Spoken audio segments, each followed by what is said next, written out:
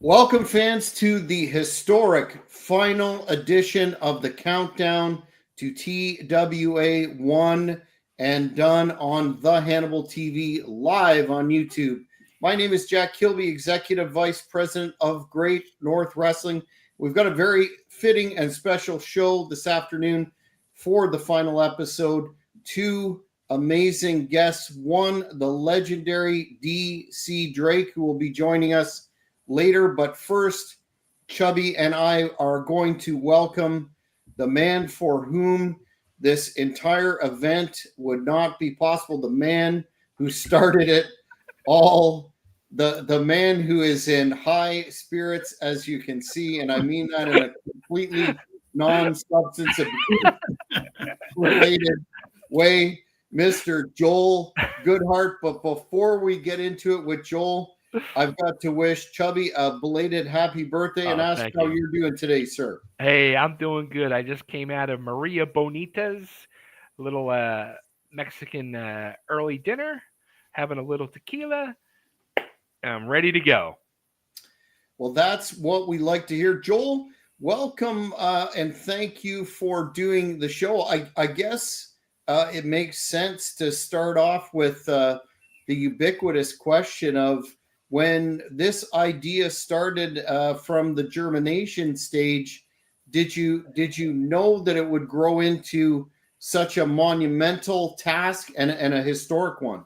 No way. First of all, when we first came up with the idea of one and done, and it's a long story how that all happened, but here I'm figuring we'll have 8 matches and we'll do it. Well, then we got to 2300 Arena, and that was actually a story. I remember Bay and I were talking, and, where are we going to do a show like this? And I said, well, McGonigal Hall, which is where I did the first shows with Temple University, that building is still McGonigal Hall, but it's not a theater setup. Then we went to the Philadelphia Civic Center. It's still there. Oh, yeah, okay. It's just it's not designed for a gym. Okay. And then we went to Philadelphia Civic Center to Pennsylvania Hall, and that's knocked down. And then we did some Bar Wars, the best shows I ever did, the Bar Wars shows, and that bar is gone. So there was nothing there, and I didn't want to do it in a high school, and nothing wrong with going to high schools, but that's minor league. To me, you had to do it the right way. And we put a call in. Bay and I called for 2 or 3 weeks to see if we could get the 2300 Arena. As it turned out, the fellow who owns the 2300 Arena, or one of the co-owners, is a guy by the name of Roger. He used to listen to me on the radio. So when I went out to see him, and I said, look, you don't know who I am? And he says, yes, yeah, and he does. So he jumped at it. He gave us an offer of 2 dates, May 3rd and May 10th. Okay, well, May 10th was Mother's Day, so we didn't want to, or the week of Mother's Day, so we decided to go with May 3rd. And as it turns out, here we are a year later. It's the longest year of my life. I was telling you guys before, when I used to do my big shows, I did 4 major shows a year. Okay, so that was one basically every 13 weeks, and I drew 1,500 to 2,000 people. This one show is taking up more of time than that ever took up for me. Yeah. Okay, and more details, and the con didn't make it any easier, to be honest. But no, long story short, it's the love of the sport. I can't wait to put it behind me. Okay, when people there's asking me, is it still one and done, or is it 2 and through?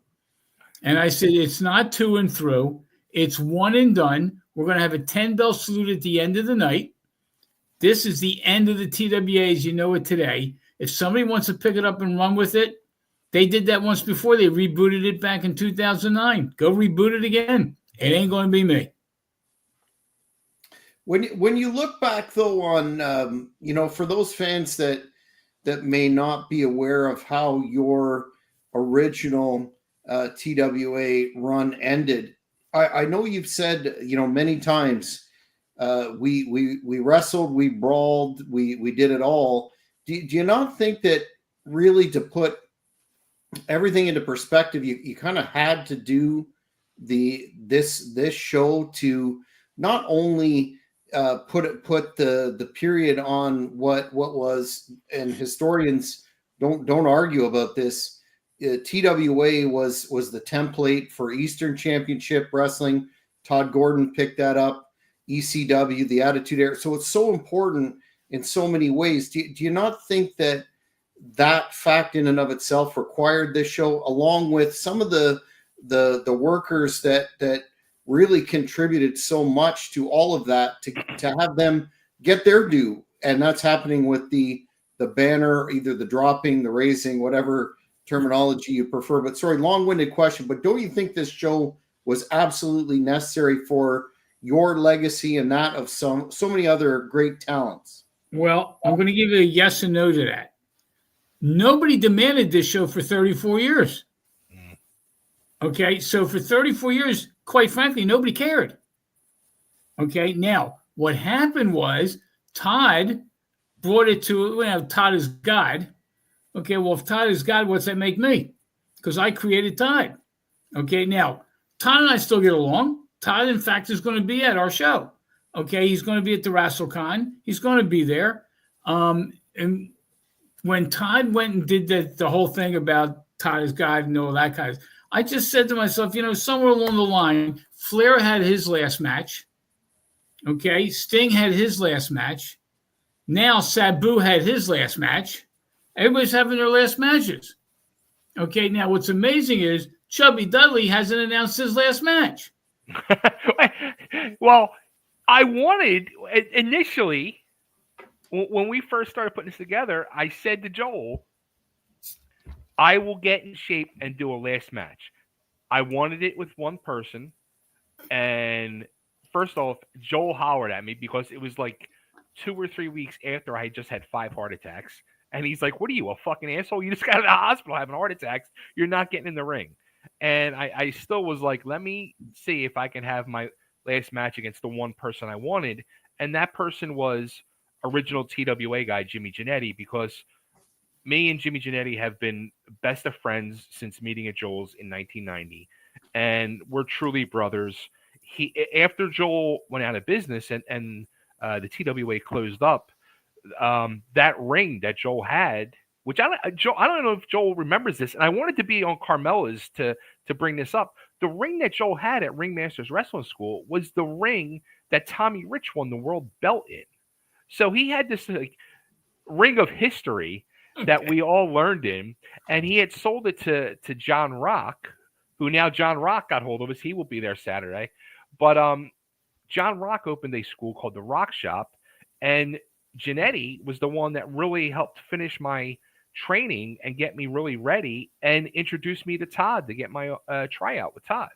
So I never got the chance to work Jannetty in a match. And I thought we're going to complete full circle here, starting or ending where I started with Joel. And I thought it would just be perfect and fitting for me and Jannetty to have a match. And I talked to him about it, and he's like, look, I love you, but I don't want to do it. He's like, we have no right being in the ring. He's like, we're both in our 50s. We're going to go out there and look like shit. He's like, I don't want to go out like that. He's like, it's not good for you. It's not good for me. It's not good for the fans. It's not good for Joel. No. So at that point, I was like, no need to do it. I don't care. I'm done. Yet, all that being said, Chubby, aside from your nefarious dealings with myself, you really deserve some credit into how much this has truly been a labor of love on your part. I know you've put countless give credit where credit's due. You put countless hours into this, and in a way this is kind of an end to your involvement in terms of the other side of the business aside from being in the ring. What would you say was the most gratifying moment thus far, and yet the most challenging as well, because I know it's been challenging? The most gratifying moment is going to be when that 10-bell salute rings at the end of the night and we can say it's over. The most challenging is this fucking guy next to me. I love this motherfucker to death, and I hate this motherfucker to death. Like I want to. He has been from day one like a father figure to me, and we argue and fight like fucking cats and dogs. but I still love the guy to death, and I'm thankful for everything he's done for me. And seriously, if it was not for him sticking by me from day one, I wouldn't be here right now. And I've been blessed and honored to be given this opportunity to work with him, to be part of this. And I'm just very happy and excited what we're doing, not only for Joel, the guys on the banner, but all the other unsung heroes of the TWA that really deserve their, as the kids in the business today are saying, their flowers. It's long time overdue. It really is. That these people deserve it, because what Joel in that locker room did set the wrestling world on fire. I mean, Jack, you were in Canada and you were a huge fan. You were a big part of this whole thing, with this whole banner thing starting, so the TWA was it really set the wrestling world on fire, and it wasn't just Philadelphia, it was around the globe. And everybody deserves their flowers, it seems like. And now 2025, 30 something years later, flowers are going to be dispersed. We should have people come bring flowers for the funeral on Saturday.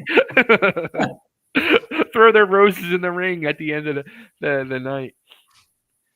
Well, that's a debatable analogy, but Joel, I wanted to ask you, looking back to when you first got into the business, did you have any, I mean, being on a regional level, did you ever, I know you've said that, nobody cared about TWA, but attesting as someone who not only followed the product religiously back in the day in the magazines, but TWA was remembered amongst the internet wrestling community. I know on the Hannibal TV and Cheapy Productions, when we did a number of interviews with yourself in the TWA originals, it received a real positive feedback. Did you have any idea when you were doing what you were doing back in the day that we'd be sitting here decades later and on the precipice of a really historic event to commemorate all that?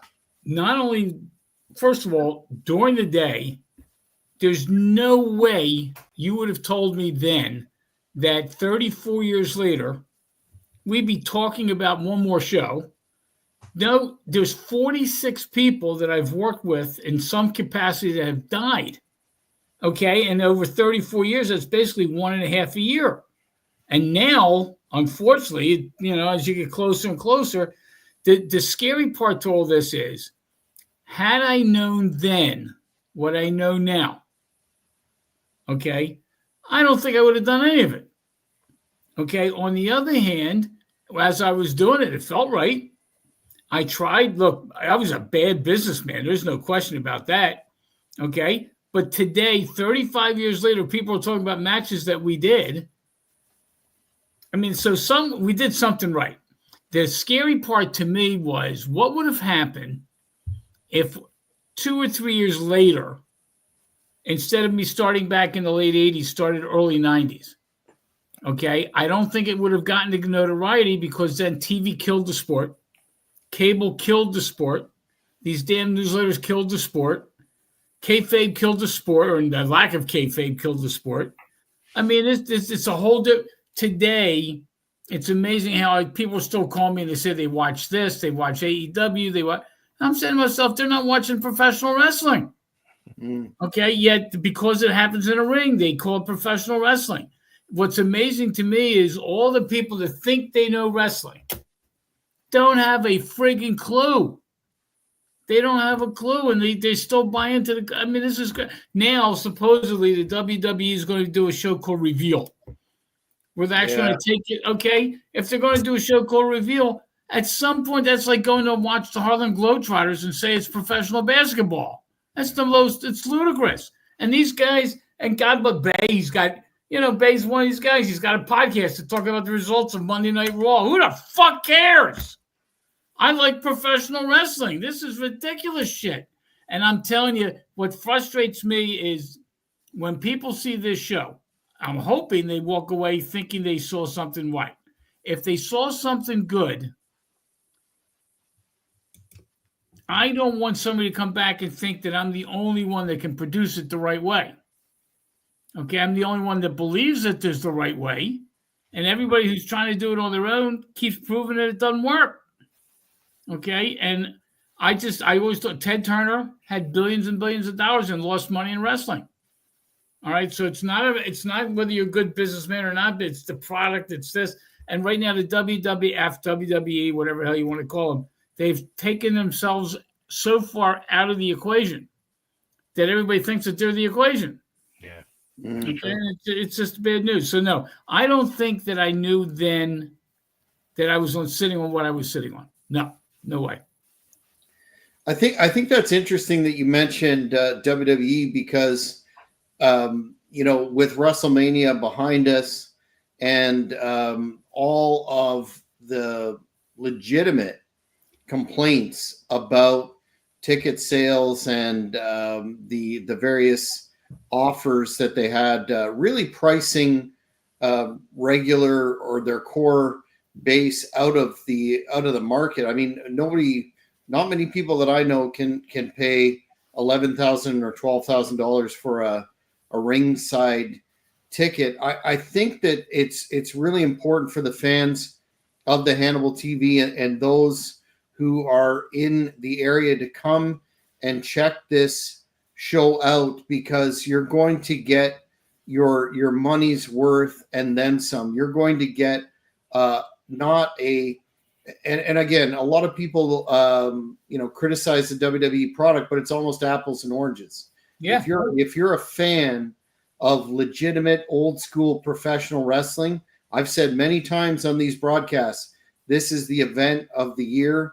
It's one that will not be equaled by any other organization. So the fact that this corporate monstrosity is operating the way that they operating and record profitability, I don't think that necessarily is a harbinger of the product's quality or lack thereof, and certainly not something that those of us of a certain vintage grew up watching and loving. So again, this is all about love of old school pro wrestling. Bay, wanted to get your take in terms of when you look at that entire card that's been laid out, there doesn't seem to be a weak link. How did you come up with, without going into minutia, but how did you come up with such a strong offering? And then we're going to talk about the WrestleCon. It literally, I mean, it evolved, and Joel can tell you, it evolved numerous times, because I had an original plan, and we weren't getting it executed, and Joel wasn't crazy about my original plan from the get-go. And as it wasn't getting executed the way I wanted, I finally listened to Joel and just said, fuck it, and dropped that idea, and we went a different direction with things. But then I would, it's weird. The way my head works is I just start picturing the stuff in my head. Like, I have the whole show pictured in my head, the way it's going to map out. And I'm usually a pretty good judge on the highs and lows and pops and everything and the way that's going to work.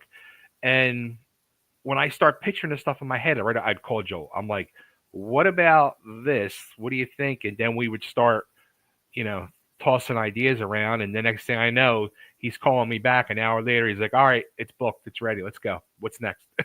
So, I mean, it was very, very simple that way, because, I never had, when I was running my Liberty All-Star Wrestling shows, I didn't have that type of budget or anything. It was mostly local guys, and it was like Joel's Bar War formulas, maybe bring in one main event guy to go against one of my guys. But otherwise, it was all the locals. With this, it was, trying to bring the history back along with the modern day and mix it and mash it all together and make it a show. And not having to worry about anything, just saying to Joel, what do you think? This is what I'm thinking. And if I was able to sell it to him, then I was like, all right, I'm good. Yeah, I want to ask you, Joel, about you put out some very excellent promo pieces about not only the WrestleCon but the card itself. And I want to ask you about that main event. The last episode we had the Heart Killer Chris Wilde on, and I got to tell you, it was a little tense at times because he felt that that he was the last TWA champion of that incarnation. He wants to take that belt and go off and do his thing, and he wants some respect. And to be honest with you, he appeared to make some pretty valid points. On one hand, he said this was the match that you wanted to book, and yet he feels that he's not getting and let's call it like it is. A major talent. I've been aware of his work, very impressed. He's definitely a top guy, but he felt that you're not giving him the attention or the respect that he deserves.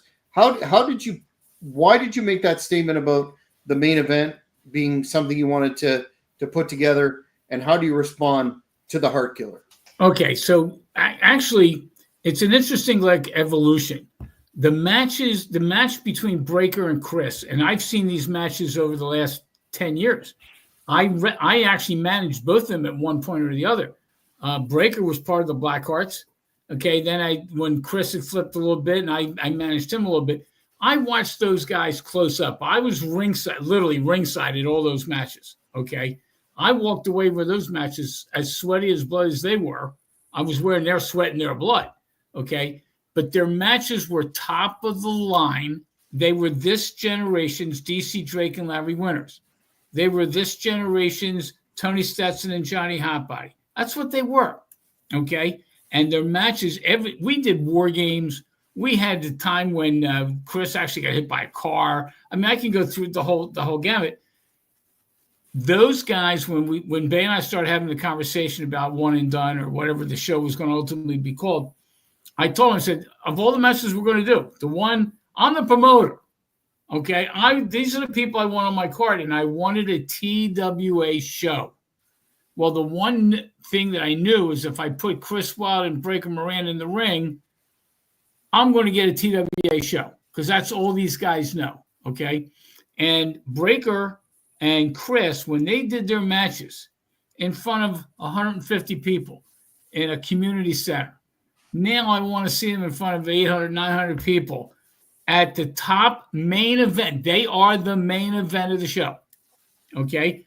Now, this hatred that Chris has and that Breaker actually expressed last night on his little video that he did, these guys respect each other, but they don't like each other.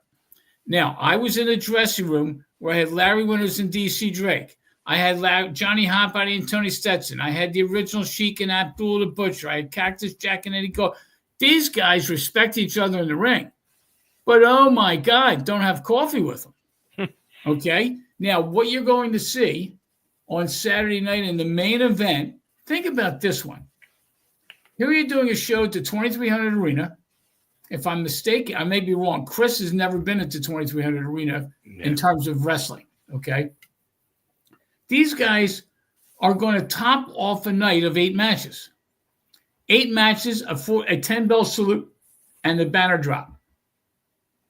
And unless people walk away completely exhausted, okay, they're going to have a South Philly street fight. Now, they're going to have a South Philly street fight is the 8th of 8 matches.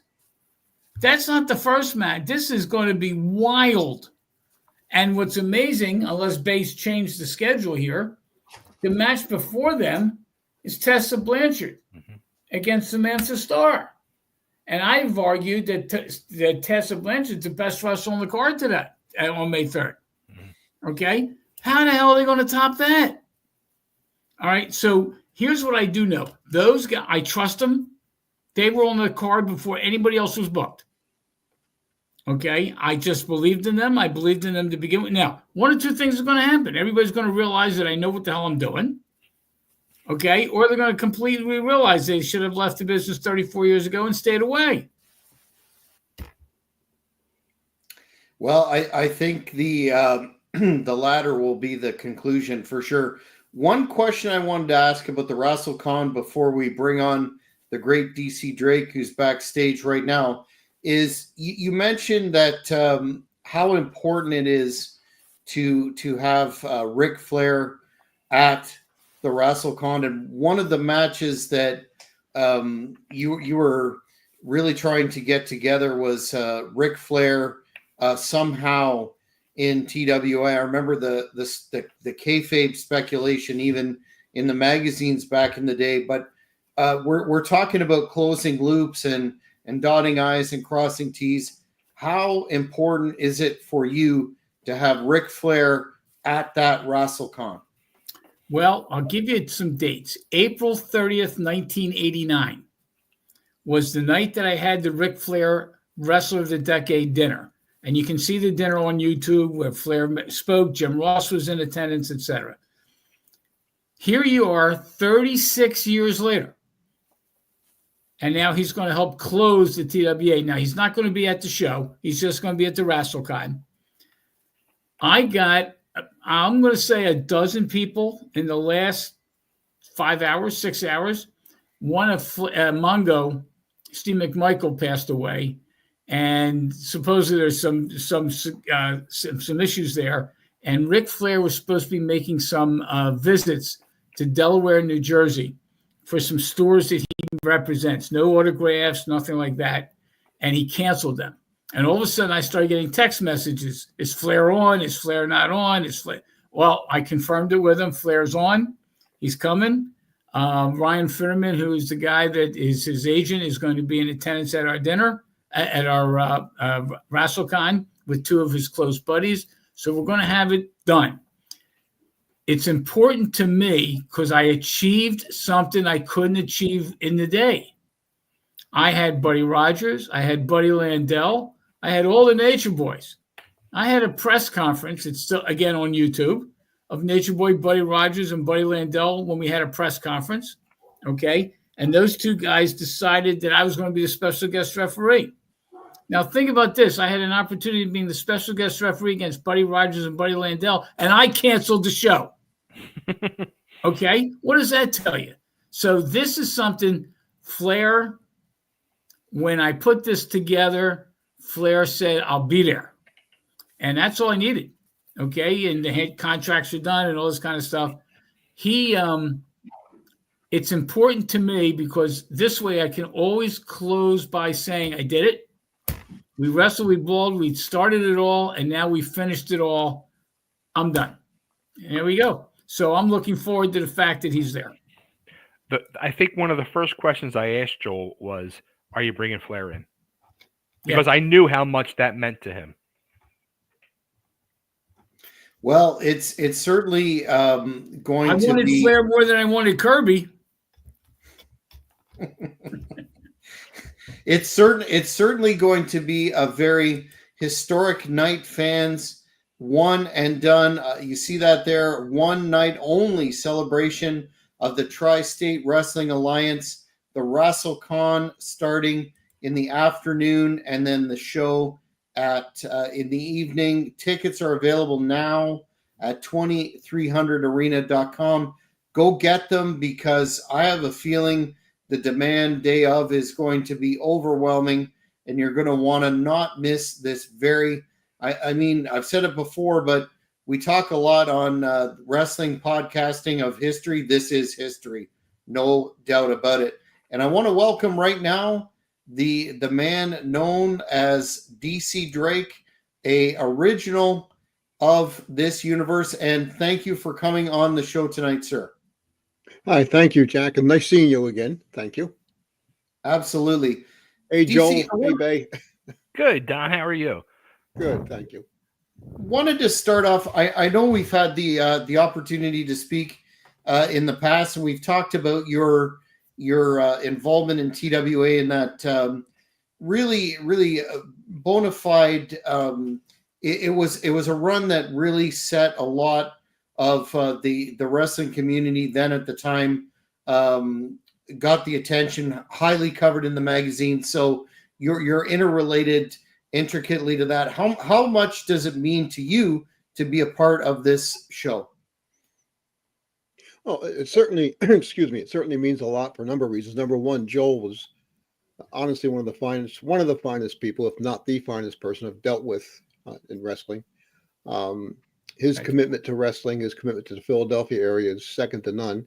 Secondly, being involved in also a tribute to Larry Winters, who was, again, one of the finest wrestlers I ever knew, one of the finest people I ever knew.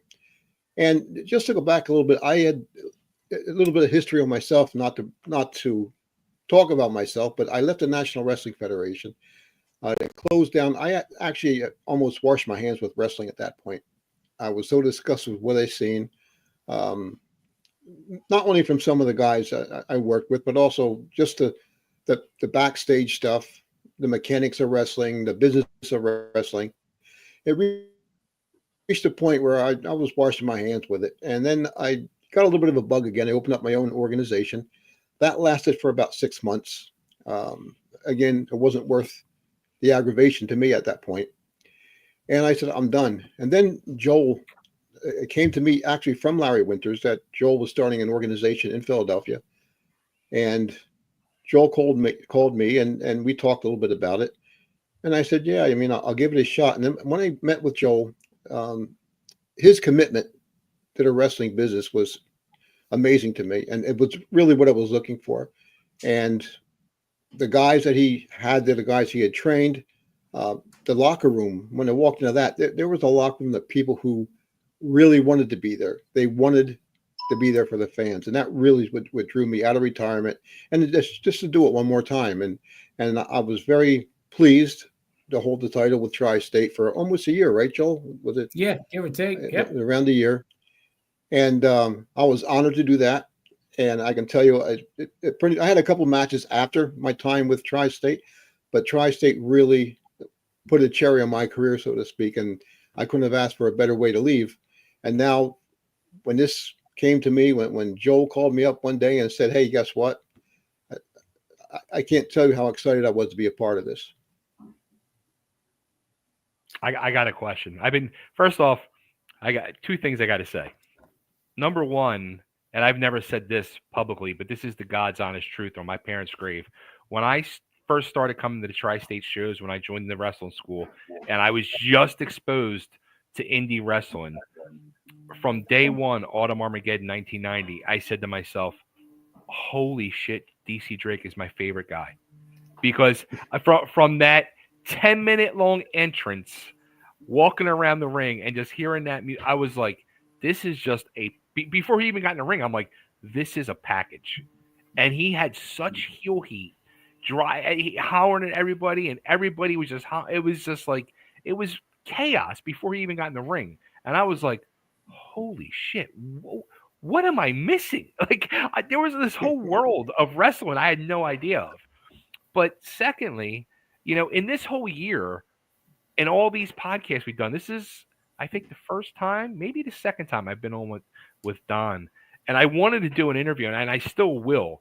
It's just been obviously insane. But the question I want to ask is, when Joel closed in January 92, what was your thoughts, your feelings? How did you find out? Like, were you devastated? Like, I was sitting crying like a baby. Like, I didn't know what was going to happen to myself. What was your thoughts and feelings? Well, at that time, I mean, it was sort of bittersweet in a number of ways. I wasn't able to do a lot of work with Joel after a certain point because I had suffered a brachial plexus injury to my neck. I had taken a suplex from J.T. Smith, and when he pulled me over the top rope, my foot caught the top rope, and I twisted around and landed on my neck. So that really put me out of wrestling for a while. The injury it's still there. I actually lost all my deltoid muscles, all my trapezius muscles. Everything's dead in that area, and really I couldn't do anymore. I mean, that's really what it came down to. I thought sometimes maybe about getting in the ring as a manager, doing some of that kind of work, but Right. It wasn't the same. I love the heel heat. I love doing that piece. And going back to that 10-minute, I try to do that in almost all cases except for TV, because we had to keep it short. But I just remembered as a kid how much it meant to me to have a wrestler come out and make the crowd a part of that match, and how it made me feel that just being young, getting up and being able to yell at somebody and scream at them, and know they're not going to get me, but just being able to do that, and how important that was. And in my heart, and I know it sounds corny, but I've spoken with Joel about this many times too. I love the fans, the ones that hated me. I loved them even more, and it was because in my mind, I wanted to have them experience the same thing that I experienced as a kid, and what drove me to really follow wrestling and be a part of the wrestling business. So that's what that was all about. I wanted everybody to go home and say, wow, I'm either scared to death of this guy or this guy, I wanted them to feel something when they left that arena. That was always my goal. That's awesome. Don, one of the individuals that you had, a lot of classic matches with, who's no longer with us, is the late great Larry Winters. I know he's one of the figures that probably, in terms of his contribution to the Philly scene, doesn't really get a lot of ink anymore, and that's changing with the banner drop. But wanted to ask you about working with Larry, because that's one of the programs that really translated well in the magazines that I saw as a kid. Well, I owe a lot. I owe an awful lot to Larry, not only from the wrestling standpoint, but I remember, and I spoke on this on the podcast, I guess last week. I actually started a small independent company in Easton, Pennsylvania, maybe it was the early 80s. And it was just a lot of homegrown local guys they love wrestling, wanted to do wrestling. We did it. We had a TV outlet. I was able to secure some local channels, and we ran the shows, but I needed good talent. So I got a call from Larry one day, and I saw Larry a few times, but never in person. So I went up to see him. He was working at that time, I think it was maybe Bruno Sammartino's organization that was at the Americas Hotel. I think it was in Allentown. And I went up there to meet Larry, and then Larry introduced me to some of the local guys. He introduced me to Joe McHugh, one of the greatest ring announcers ever. Introduced me to Mike Mittman, who was one of the referees for Vince, and again, a great referee. It was through Larry that I met a lot of guys locally in Allentown. And in turn, these guys introduced me to the people that did the television programming for Vince. And then we had a promoter named Bob Raskin who bought the small organization I had and moved it into the National Wrestling Federation. But through Larry, I was able to make these contacts, including we even used, it was Channel 39, who Vince had used for his television production out of Allentown, Bethlehem area. And we started using their production truck as well for our tapings with NWF. So I owe an awful lot to Larry, not just for the matches that we had, but also for actually getting me a good foothold in the business, and also being able to advance what we were able to advance at the time. So Larry meant a lot to me, a good friend, except during the days when we had our little feud going, which at the end we actually came together again, and we were tag champions for a while, right, Joel? Yep. With TWA. And yep. I'm also proud to say that I had the distinction of not only losing my title, but losing the tag title in the same night. So it was, I have a couple of distinctions with TWA, but it was, with Larry, again, I owe an awful lot to that man. And he was a really good friend and a really great mind for the business.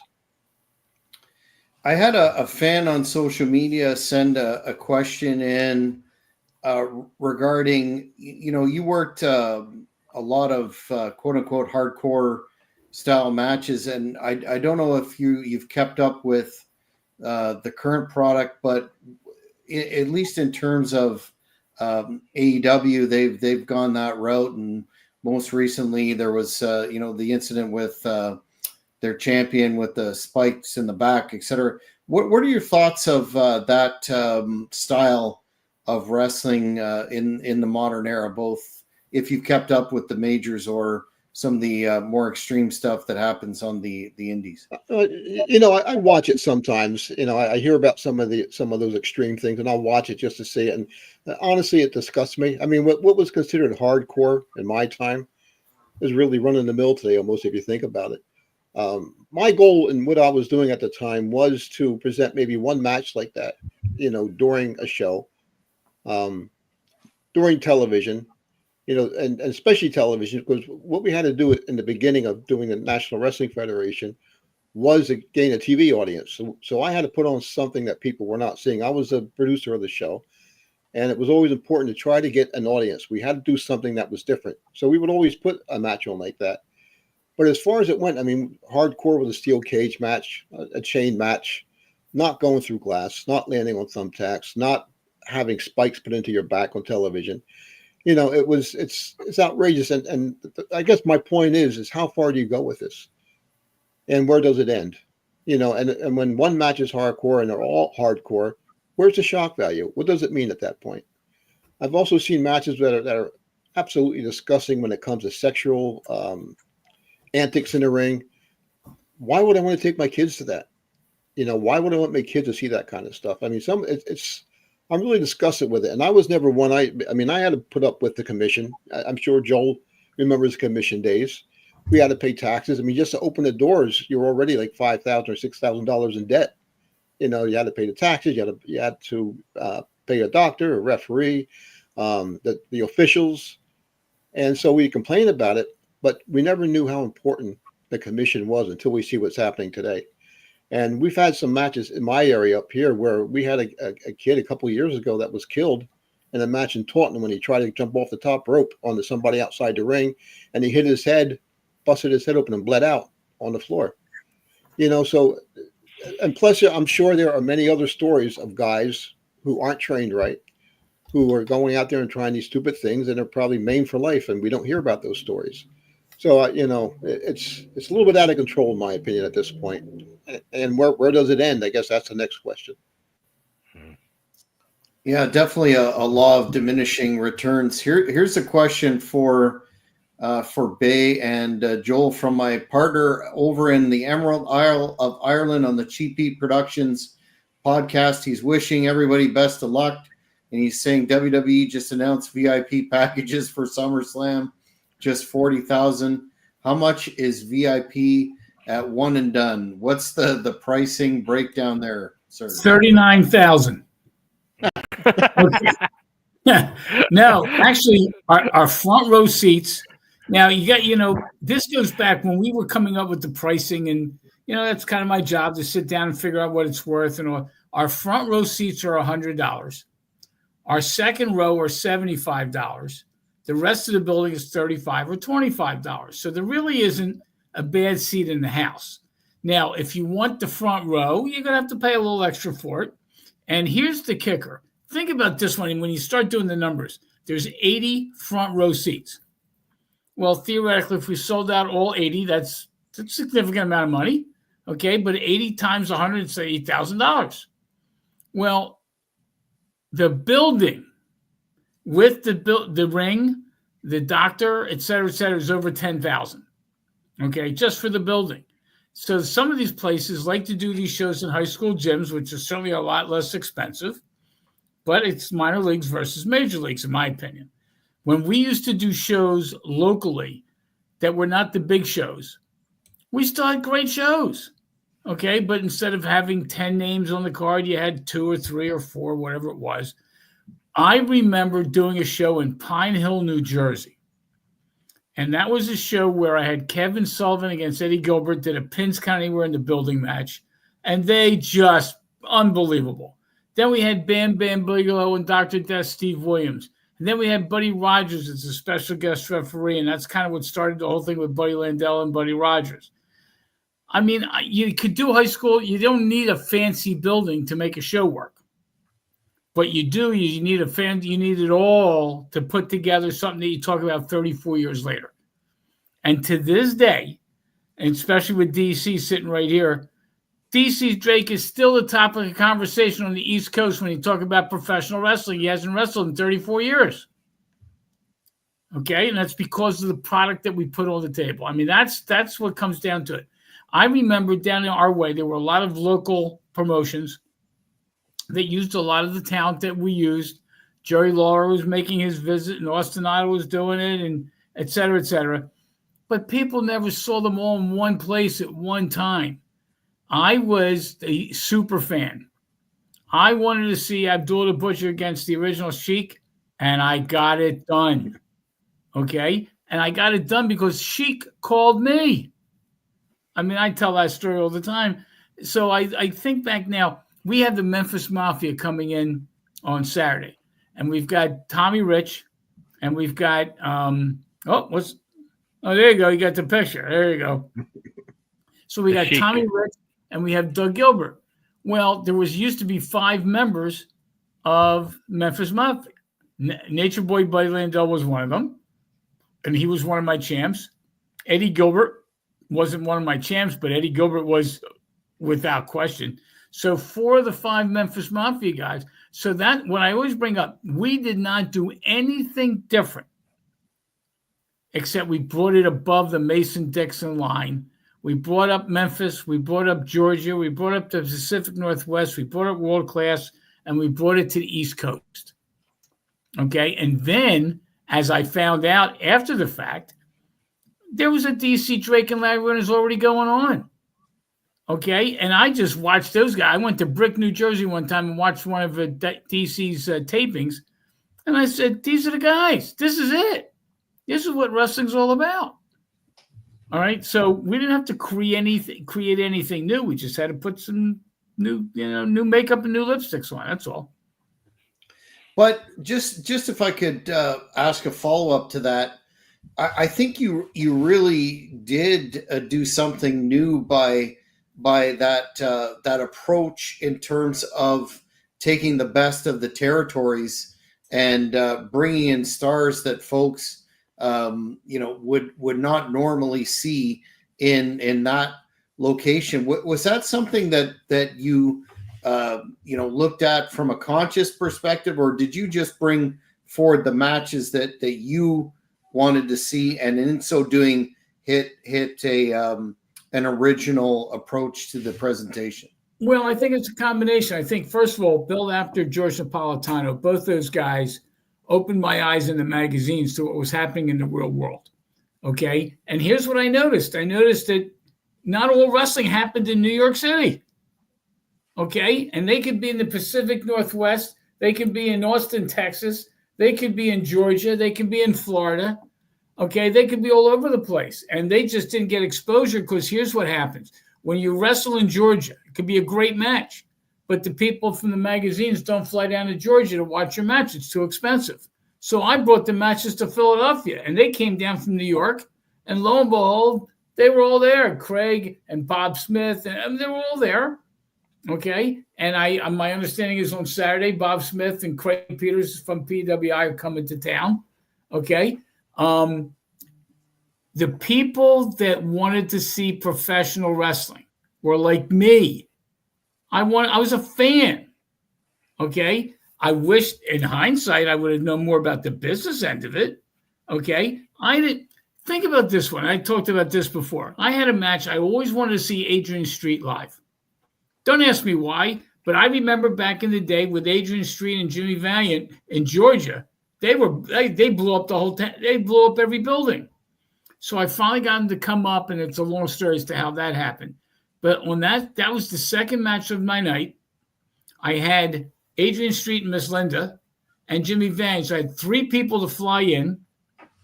Okay. Flew them all up, got them to come to the show, did a match that lasted 10 minutes. And it wasn't the best match. These guys were pretty much past their prime. Okay. Jimmy Valiant's got me in his book. He calls me Joe, not Joel, but he's got me in his book.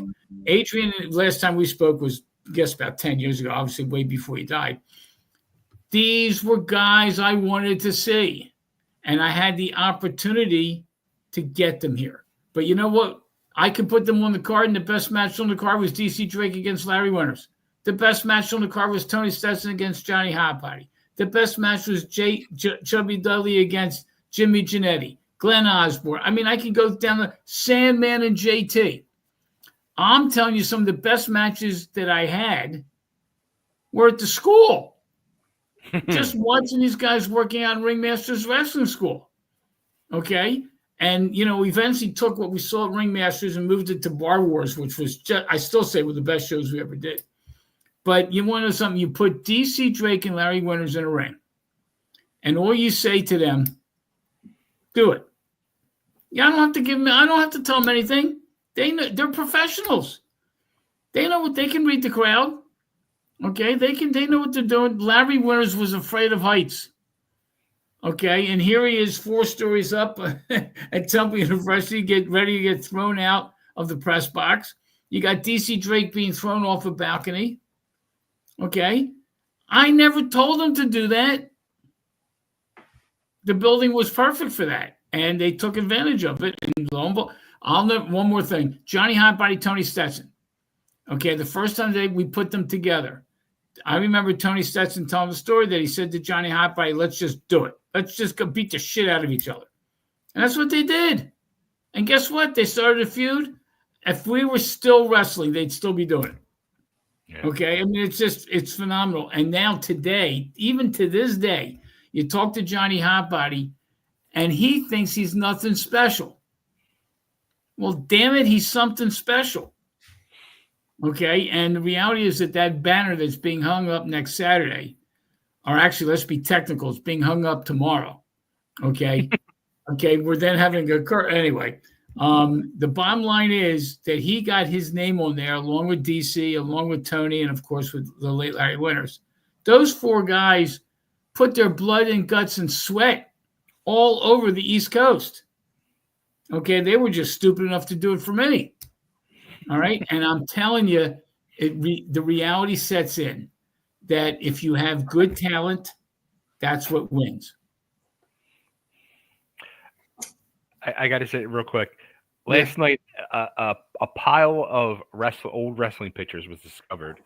And this, I had forgotten about this. And then when I look at the picture, I remember the magic that happened. And it was when Larry and Johnny, as the dog pound, turned on Drake. Yep. And I forgot all about that. And I was looking at this picture last night, and I was like, holy shit. Like, I remember going nuts in the crowd, popping. Like, oh my God, what's going to happen? And then I remembered, as I saw the next picture, the one that came out and made the save was JT Smith. Yep. Which JT and Don had like a small little feud going throughout the TWA days. And I mean, the magic that was created in the Tri-State Wrestling Alliance. Another thing was in this picture too. Joel had Cactus and Eddie in my opinion, probably one of the greatest feuds of all time. I wish that was on TV for people to really understand what those 2 guys did. And again, at the end of the night, after a year-long feud, they came together against the Blackhearts. And it was setting up for them against the Blackhearts. I mean, wrestling history that Joel and the Tri-State Wrestling Alliance created, people just really have no idea what they missed. And this Saturday night is your one and done only chance not to miss the magic that's created one more time.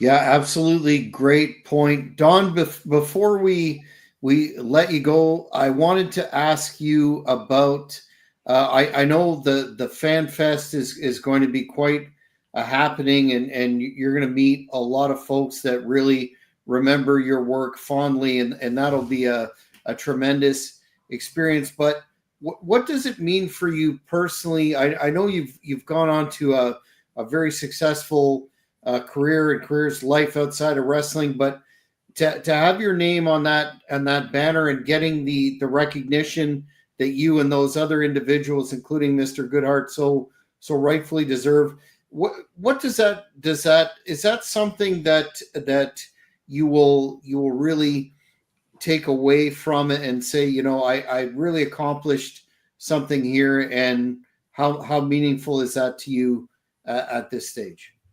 It's extremely meaningful, and it's not because we're paying Joel to do it. It's not because someone else is paying to do it. It's because there's actually people that felt that what we did was important enough that they signed a petition to have us put there. Again, I did what I did because I love wrestling. I love the fans. Joel, I can't tell you, Joel talks about himself, doesn't really talk, but he's kind of humble. But a lot of the work that was done there, with the guys that were at the gym, they did it for Joel. Joel was able to inspire them because Joel had his heart into it, and he wanted to make it happen. He loved the business. He loved the wrestling. He loved the guys that worked hard, and the guys felt the same way about Joel, and that's why they did it. They went out there and they busted their butt, but it was because Joel was able to motivate them to do so.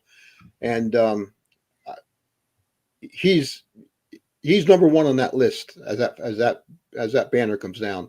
I'm just lucky and happy and honored that people felt the same way about me. And yeah, it's quite the ending for my career. It's a wonderful thing, and I appreciate it. Well, we're really looking forward to the event and meeting you in person on Saturday. Want to thank you for coming on, Don. And again, we will be at the Fan Fest and definitely grabbing a few words with you if you have the time. Thank you for coming on tonight. Thank you. Take care. Okay. Thank you, DC. Well, want to before we close out this episode, want to make sure that Joel, you run down the incredible WrestleCon, all the details about that. Then we'll tag off, and Chubby and I will go through the card. And one prediction from you after you run down the WrestleCon. Give us all the deets, and most importantly, where the fans can get those tickets. Okay, so WrestleCon starts on Saturday, May 3rd. The doors open at 12 noon. I will be the first to tell you that the line's going to start before 12 noon. But the tickets are available at the door. They're also available online. So you go to 2300.com, and you can buy your tickets right now. The ticket is $20 in advance for the WrestleCon. At the door, it's $25 a ticket. Okay? Now, what that gives you is 3.5 hours. We're open from 12 to 3:30. Gives you 3.5 hours to spend time. There'll be almost 50 wrestlers or wrestling personalities, if you will, in the building. Now, each wrestler has different prices, et cetera, et cetera. But here's what's going to happen. You're going to come into the building, and we're going to give you a price list of what the pictures are and autographs, et cetera, for all the particulars. And you're going to purchase what we call TWA dollars. They're $10, and each one's $10, $20, $30 for it, whatever. You'll go to see, let's say you want to have a picture taken with DC Drake. Well, if you go to a lot of these cons, they have all these pictures sitting out on a table, and you buy a picture, you sign it. No, that's not what this is all about. We want you to pose for your picture with DC Drake. You're going to get behind the table, pose for a picture, have somebody put your phone up, take a picture. And now you're going to have a shot of DC Drake, not multi-sold by 150, 200 people buying the same damn picture, which is stupid. So we're going to have all these individual pictures taken with you and whoever. Now, each wrestler is a different price, different. It is what it is. Then if you want an autograph, same thing. You're going to have a program that you can purchase to have the autographs on there. You can have somebody sign shirts, whatever the case is. Then we're going to have combos. If you want an autograph and a picture, okay, we can do that. Then you're going to have some people at this thing that you're going to want to start making you. We got Tully Blanchard there. We've got Baby Doll there. Wait a second. Oh my God. I got Tully and Baby Doll. If you want a picture of Tully and Baby Doll, lo and behold, you can have your picture taken with Tully and Baby Doll. Okay. Now think about this one. Tully's daughter is going to be there. Baby Doll's daughter is going to be there. Talk about a family. We have 5 referees. They're all phenomenal. How about getting a group photo of the 5 referees? Okay, now I can go Robert Gibson and Ricky Morton, the Rock and Roll Express. Ricky's son, Curry, is in there. So now you can have the rock and roll, the new rock and roll, the old rock and roll, however you want to do it. there's The super we rock got and roll. That's what me and Joel were calling it as we were putting the price list. He's like, that's the super rock and roll.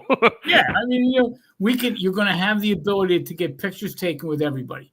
The Ric Flair is going to have his own section.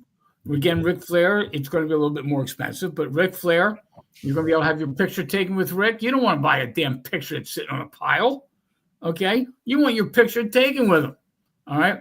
So the same thing holds true. Ricky's going to, they're all going to be there. Flair, think about this one. Flair and Tully are going to, Flair, Tommy Rich are going to be there, and Shane Douglas. 3 NWA champions are going to be in the building at the same time. So there's all kinds of things that you'll be able to do. Then in addition to all that, as it turns out, my book is coming out on May 3rd. So if anybody wants to buy the book, we'll have that. Medusa Michelli is bringing her book with her. Barbara Goodish, who did the book on Bruiser Brody, is bringing her book with her. So you can walk away with a library of books. You can walk away with pictures galore. Your phone can be buzzing like crazy. Okay. I'm telling you, we're doing this thing different than these other guys that just sell pictures. They don't have cons for you to get to meet the wrestlers. They have cons so that you just sign something and just move on. No, we want you got 3.5 hours to walk around, spend your money, if you will. But Carmella, my former partner, one thing Carmella always talks about is when you go to the WWF, you need to be a multimillionaire to get to walk in the door. Well, you can leave WrestleCon with a couple bucks still in your pocket. Okay. Now my goal is to not have you leave with a couple bucks in your pocket. Okay. Think about this one. What are the odds of you getting a picture with your favorite wrestler in the ring? Well, we're going to be able to do that. Okay. Now there's just some insurance things we have to do and whatever. But if you want to pose in the ring with Tully Blanchard and Baby Doll, it can be done. And you can't buy that picture anywhere with you in it. All right. So WrestleCon, our goal is to get everybody to leave there and see these pictures show up on Facebook and at their home forever and ever and ever. Okay. Now that goes from 12 to 3:30. Now, then it's one thing that everybody needs to do though is not only buy Joel's book and get him to sign it, then they can bring it to me and have me sign the last chapter. Okay. Or you can rip out the last chapter and pretend you didn't read anything about Kilby. Joel's copy, he ripped that last chapter out. The point is, it's going to be different than the crap that you're used to. Okay? And I was telling a story. I was talking to Tommy Rich and Doug Gilbert. And this is kind of like a new idea that you can have your picture taken with the Memphis Mafia. Mm-hmm. Okay? It's the first time you're being in Philly. You can have a picture taken in the ring with the Memphis Mafia. All right. So we can go through this. The ladies of the TWA. You've got Missy Hyatt. You got Baby Doll. I mean, come on, we can go down this list. We got Heidi Lee Morgan. We've got the women from the Bells to Bell. We've got, this Samantha Starr. We've got them all. Okay. And if you can get some people to maneuver, we can have a ball. And we got 3.5 hours. Then we take a break. Doors close at 3:30. Go out to South Philly for dinner, walk around town a little bit. The weather's supposed to be nice. And then you come back and it's time, 6 o'clock, the doors open, in time for one and done. Bay, your turn. Game on. You know what? I'm going to say the schedule of the matches, the order of the matches. This way people can get it. And actually, let's even, Joel arranged, this is something that Joel always did too. He always had somebody actually come out and sing God Bless America. But he has Joel, her name is Carrie Zaruba. Carrie Zaruba, who happens to be a client of mine, but she was in Nashville for 5 years, got a record deal. She's got a great voice. She will be there to kick off the show with God Bless America. Awesome. First match, we're starting it out. And this is, something Joel drilled in my head from moment one. He's like, when you're putting this together, we got to come out guns blazing, main event style match. And I said, well, you know what? These girls are going to set it on fire. So we have the bell to bell ladies diamond championship match. Notorious Mimi is going for the belt against the champion Gabby Ortiz with TWA alumni special guest referee WWE Hall of Famer Medusa Michelli, which, come on, that's right there a main event match. Then we're going to actually, it's time to pay respect, like Joel mentioned earlier in the show. Sadly, 46 members of the Tri-State Wrestling Alliance have passed on since 1992. So we're going to pay tribute in a 10-bell salute to all 46 members of the TWA that we sadly have lost. Match number 2 is you, Mr. Jack Kilby. It's going to be the Hannibal the Death Dealer match. Hannibal the Death Dealer versus Super Crazy in a no gimmicks match. Just so you Can know. I talk about that for a second? Your match number 2, my friend. I want to just talk about something real quick. I think a lot of the fans, well, all the fans watching the Hannibal TV saw that the weekend of WrestleMania, Hannibal stepped off a curb and was hit by a car, sustained some injuries, but I'm happy to report that he's fully on the mend. And I have some suspicions about why that occurred, who may have been behind that, but I'm going to keep that to myself because I'm going to say one more time for those who think that Hannibal isn't going to end the career ground Super Crazy, not taking anything away from him, a legend, a man who still is insane in that ring, as his nickname proclaims. Hannibal is going to be back better than ever, stronger than ever. I've talked to him today, and he is not going to disappoint those fans in the ECW arena that hate us so much, it seems. And I think a lot of that has to do with the fact, that when we're doing these negotiations, you double-crossed me and you double-crossed him. We were talking about certain stipulations. Now it's anything goes, and you've alluded to all kinds of chicanery that you may have up your sleeve. But I'm telling you, not a car accident. Hannibal isn't a regular human being. He's a machine. He's 6'3". He's 285 pounds, and he's in the best shape that he's been in. And this has only firmed up his resolve. So at the end of this encounter, that'll probably, hate to disappoint all the lovely Philly fans that have been so gracious to us, not that will be it for Super Crazy. And they're going to blame you, Bay. I'm just going to say this. Like, in my 30 plus years involved in this crazy business, I have never experienced a person have the most heat in my life just on breathing air. And that's your boy Hannibal. I have been approached by many, many people in the business about him, your match. Why would you allow him to grace the TWA ring? We're going to have some fun that night, Jack. Those people are jealous. Hannibal is a supreme athlete, legit amateur wrestling Canadian national champion, and one of the most successful YouTube channels in the combat sports realm that there is. So I'm not surprised, but all those haters, I hate to be the harbinger of things to come, but you're going to be crying a lot more. And as Joel just showed, that's the tiniest violin in the world playing for you. So we'll see you Saturday.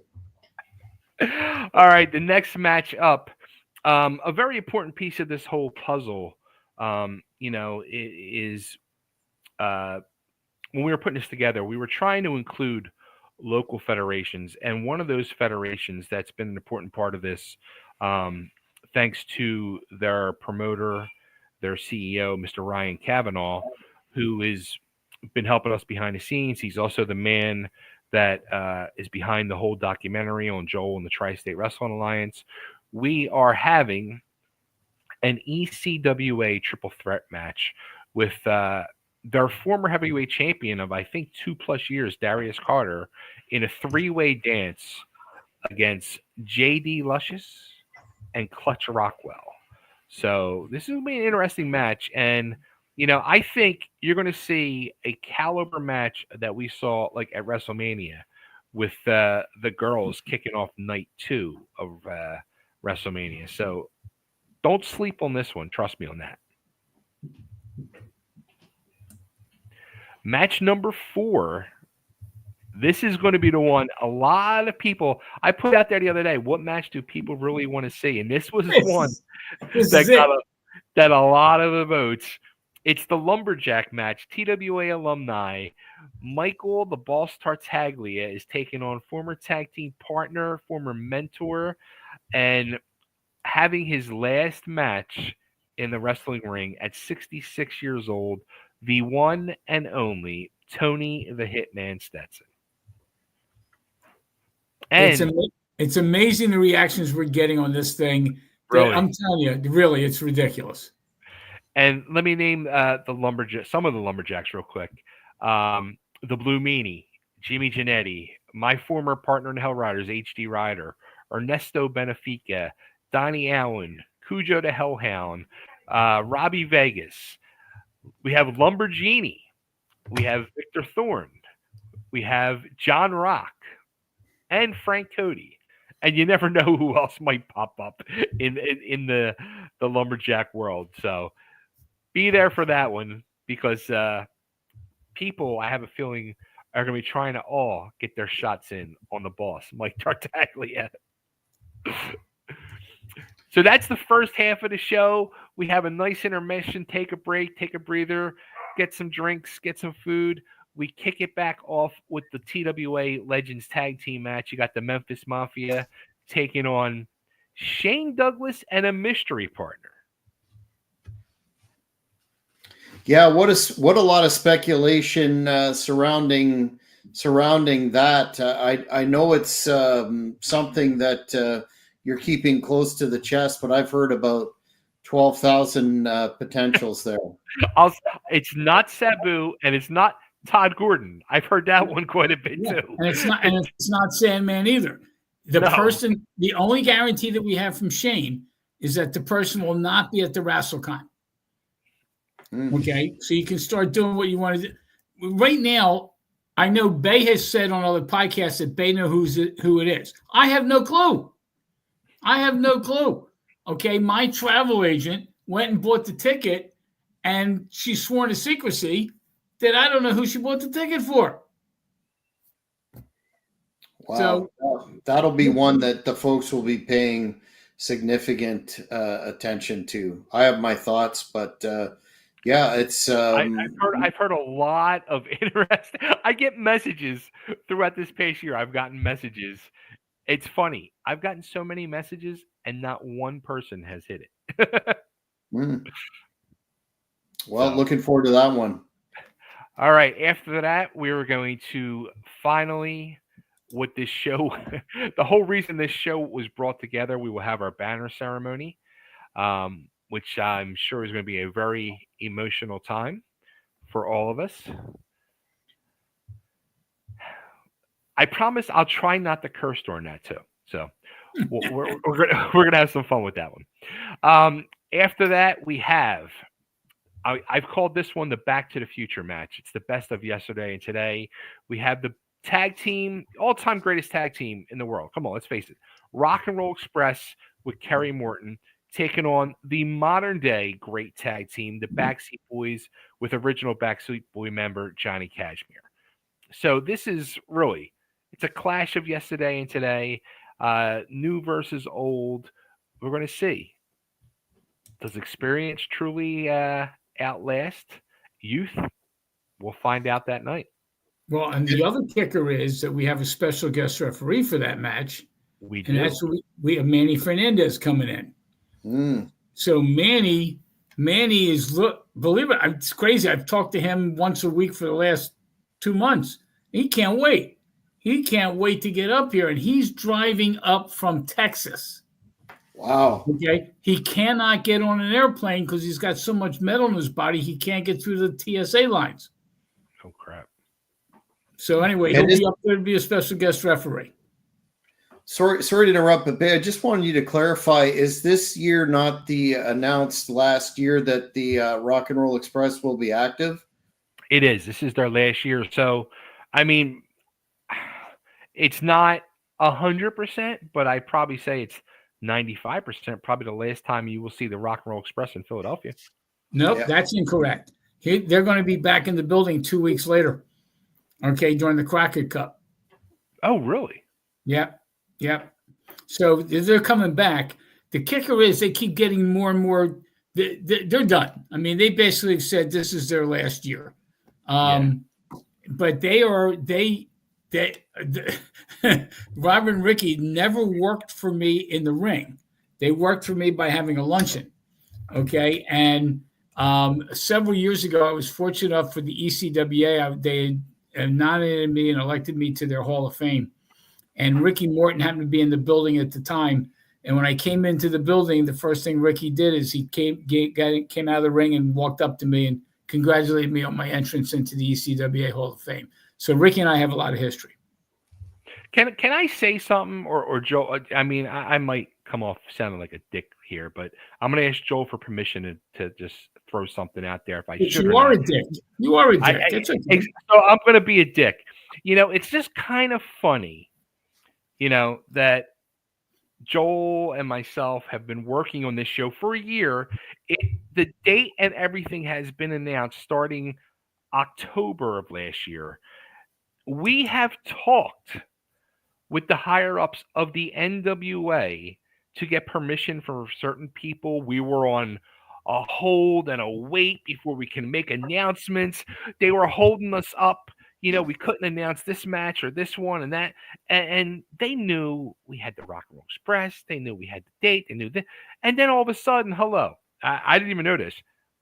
2 weeks later, who's running the arena? Oh, 2 weeks later, you can see the greatest tag team of all time again in Philly. I mean, come on. And then there's this other promotion running an hour away, those jerk-offs. Get the fuck. I mean, come on. Why? They're trying to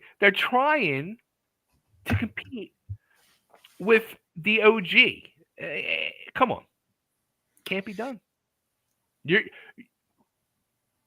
going to see May 3rd why he's the OG.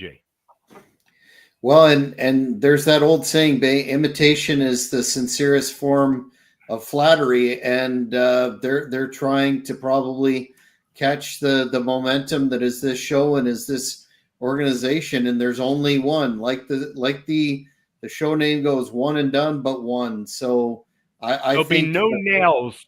There'll be no nails on a bat placed in somebody's bat, but you'll still be blown away by the show that we give you. 100%. The fans are not going to leave that show feeling dissatisfied. That's for sure. Next bout, Bay. Next, this is kind of like a semi-main event. Like Joel said, what we are in agreement is best worker in the show, and probably one of the best workers in the business today. Tessa Blanchard in a TWA third generation match, taking on the daughter of Baby Doll, NWA star Samantha Starr. And not to take anything away from Tessa, but Samantha Starr is young and a real up-and-coming talent, obviously with those genes. Yeah, and I'll tell you, if you take it one step further, you're going to have Tessa Blanchard, and Tully's going to be in the neighborhood. You're going to have Samantha Starr with Baby Doll in the neighborhood. I mean, anything can happen here. Okay, and what scares me is both of them had agreed that they would go back to their hotel, go have dinner, whatever, and they want good seats. Okay, and it's scary that it's going to be a family function. It's going to be a family affair.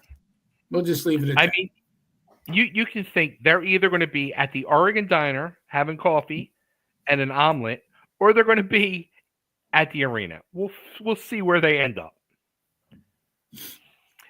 And then closing out the show and truly closing out the Tri-State Wrestling Alliance for the Tri-State Wrestling Heavyweight Championship in a South Philly street fight.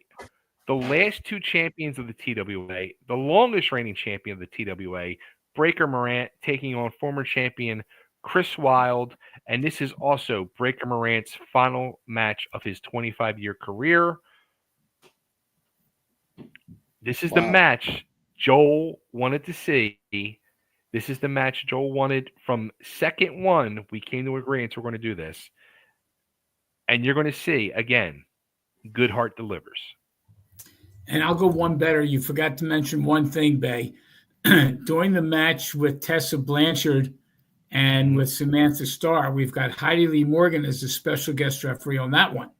So we have third generation against third generation with the second generation referee. I mean, you're talking about talent in that ring beyond belief. Who do you got for that one? I know who, taking nothing away from either individual, but I'm a big Chris Wilde fan, and I would even offer him a spot in my stable. But I think he's gonna win there. He is on fire. He's got the motivation, and it was scary. Didn't you find his comments to be rather scary about how he wasn't going to just beat Breaker Morant, but he was going to end Breaker Morant? And you're going to have half of South Philadelphia there to see Breaker, okay? And I don't even want this can get to be a real mess, no question about it. Okay, all I can tell you is you know South Philly. I'm telling you, this is the kind of match that just go through that card that Babe just talked about, and this is the main event of that card. This is unbelievable. You know who the true winner is going to be there? The fans. Yeah. Mm-hmm. Mm-hmm.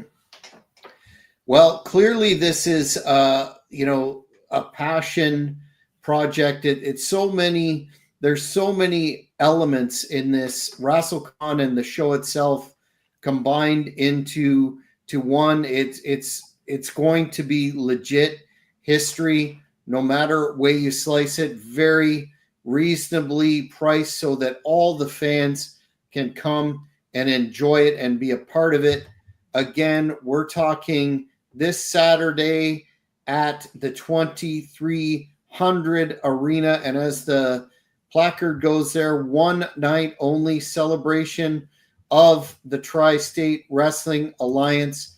Fans, don't leave it to the last minute. The lineup will be there outside the arena.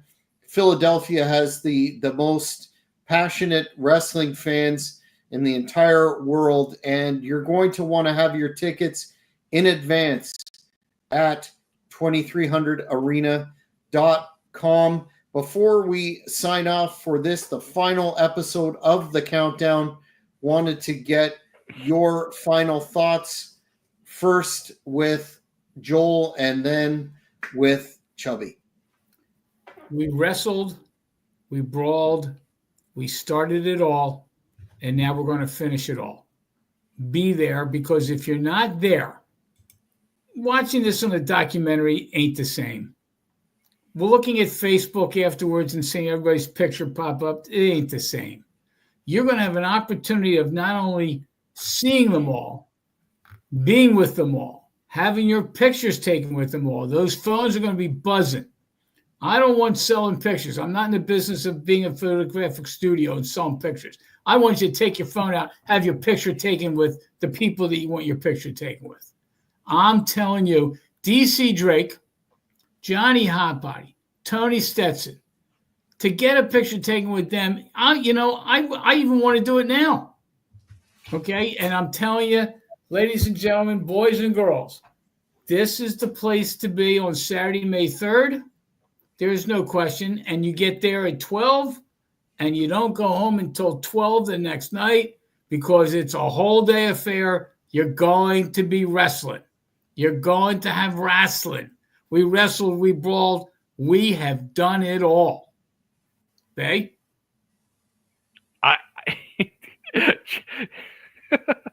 Joel's going to kill me. As I'm running down the card, no shit. I'm sitting there running this down, and I'm saying to myself, man, this fucking show is going to be so fucking good.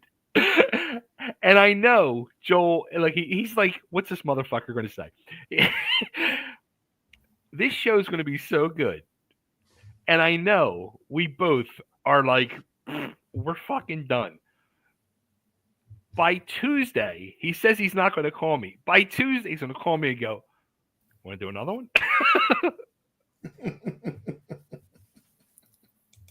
No. Well, No. well, you've always been known as a man who delivers, Joel. So I think the success of this show will dictate that you may have to re-examine that, because we'll leave that up in the air theoretically. But the point is, as these two gentlemen have made, fans, if you don't go to this show, the WrestleCon, the whole day experience and the show, you're going to regret it, because it is going to go down as a very special history-making event. And so you couldn't ask, as an old school fan, for a greater experience than what you're going to get at the WrestleCon and One and Done this Saturday at the ECW, former ECW Arena, 2300 Arena.